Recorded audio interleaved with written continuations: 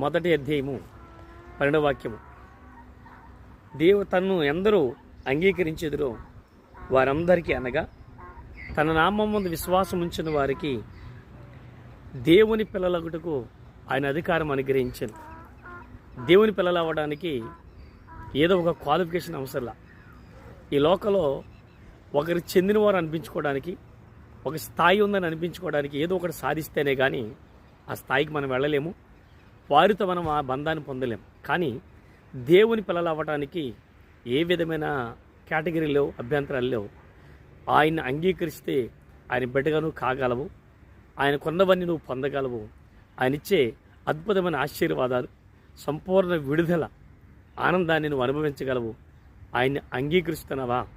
ఆయన నీ కొరకు ప్రాణం పెట్టాడని, నిన్ను సృజించిన వాడు ఆయన నువ్వు అంగీకరిస్తే ఆయన బిడ్డలుగా అయ్యే అధికారము దేవుడు నీకు అనుగ్రహిస్తాడు.